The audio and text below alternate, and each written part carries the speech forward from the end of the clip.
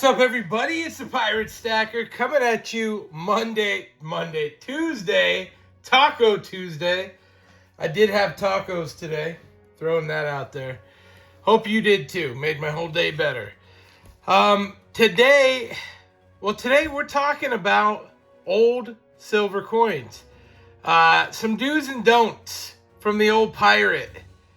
I have gone the round of numismatics. I lost that battle, but I learned a lot. So I wanted to start off. I won a little bit of loot. This is a very cool little silver coin. Now this is pirate treasure, my friends. My pal Numismatic Stacker, I am a member of his channel. And he recently had a giveaway, gave away all kinds of loot. And then the rest of us channel members each got a silver coin, pirate era coin. And this thing's really neat. I just love the history. I love old silver. I think it's neat that this would have been, used to pay somebody for rum or whatever else, right? This was real money. And that's very cool. So big shout out to Numismatic. He has a great channel, very informative. I love his stuff. I learned more from his channel than probably anywhere else. Guy is a Morgan savant. But I want to segue that into old silver coins. So I recently went to the fun show and, there I was picking up the old stuff. Yes, cap bust, 200 years old. Holy guacamole, my friends. Very cool. That's a 50-cent piece. Now, the cap series itself only goes up to 50 cents. There was not a dollar coin.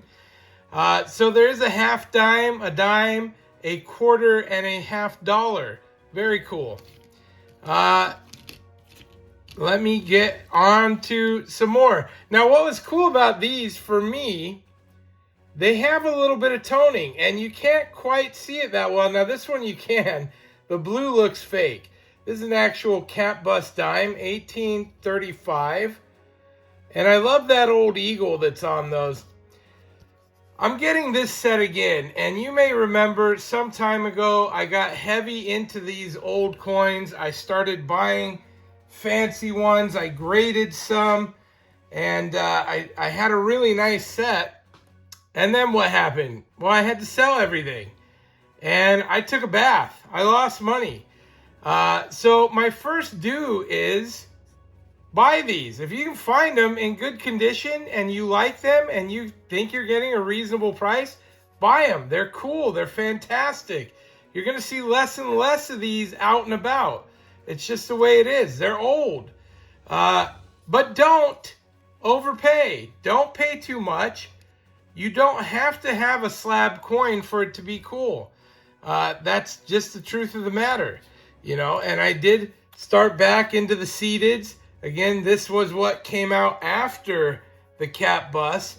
And this does have a dollar coin, a trade dollar, a half, a quarter. And of course, you can see this guy, he's got some nice toning, which was why I wanted him. I got this coin for 20 bucks. I'm stoked about that. To me, that was a good buy. I like it. 20 or 25. Anyway, I was really pleased. That's a great coin for my collection. It doesn't have to be slabbed for me to like it. It doesn't have to be slabbed to have its value. I can make out when things are cleaned, when they're not. This happens to be a little more high end. I spent some money. It's a CC. It was a beautiful example of a dime, seated dime, right? And it's just a nice coin. I wanted it, so I got it. I don't have to slab that and put more money into it. And here's the thing. When you do slab it and you get a details, you've lost virtually all your money you were hoping to get out of that deal. And this guy, now this might be the best pickup of the bunch. This was an 1873 half dime in really quite good condition, and it has a remarkable toning, and it is really just a beautiful piece. And again, I got that for 20 bucks. Now, these are silver. They are 90%. They, you know, there's not a lot of silver value there, but they do go up. As the price of silver goes up, the value in numismatics goes up, and that's cool. That's a little bonus, right? A little something extra. So if you can get them at the right price, if you like them, if you enjoy the history like I do, that's a great coin. Next up, probably the granddaddy of old coins. Morgan silver dollars. Yes, late 1800s. These were the ones, right? This is what everybody was after. This is what you imagine the cowboys playing poker with, buying a bottle of Jack with. You know, they're very cool. I'm finding these at basically $1 above spot for the amount of silver that's in them. That's crazy for coins with this much meat on them. You know, I'm getting these things for 25, 26 bucks. Spots at 30 plus. That's a fantastic price. And these do have numismatic value. If you know what you're looking for, you can make out on these. Numismatic stacker, he does it all the time. He knows the VAMs, the varieties, the errors, and that guy cleans house. That's a very cool coin. Now, I have done more getting of the Morgans than I have stacking of silver 1 ounce rounds. It's just a preference. You know, when these are such a good price and I'm not paying a big premium, I like them. I think the numismatic side of that has a big up.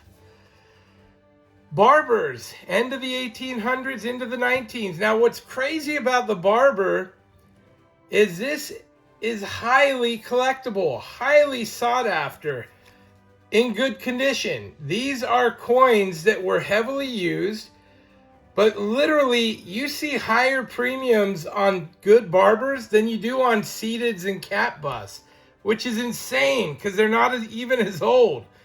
But that's just what it is. The market is huge for these guys. You find them, you get a good deal. That's awesome. Shout out to Aunt Laura hooking me up with this bad boy. I love getting this sort of stuff. So that's very cool. Enjoy the Barbers.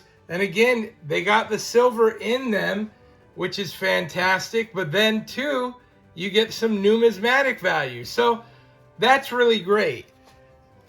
Peace dollars. Yes, after the Morgans came the peace dollars. Shout out to Irwin hooking me up with these.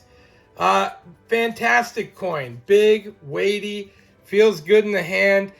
And these are another one. They have great numismatic value for them. So if you're getting these at spot price or a little more, now you can find, these are really nice examples, but if you can find, you know, the cruddy coals that aren't actually that cruddy and are not actually coals, if you can get them at spot, get them. That's fantastic.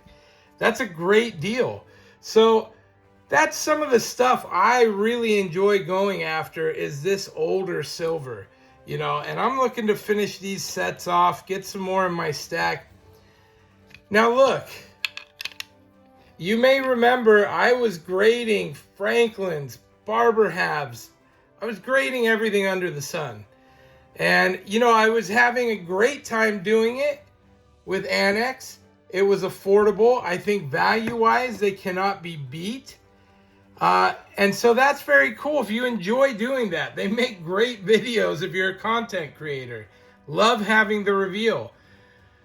But truth be told, don't, unless you've got a hardy stack, don't bother grading them. If you're going to hold on to them for a long time, okay. If you've got a goal, like you want to collect everything like I was trying to collect the whole set, okay. But truthfully, a lot of the Barber halves that I graded, they were worth what the Barber half was worth, 50 cents or 15 bucks, 14, 15 bucks. I wasn't getting paid for that stuff. You know, when I went to cash out, I didn't make a lot of money off of that. And that's sad because I should have. Most of those I paid that extra 15 bucks to have them graded. I made nothing extra, right?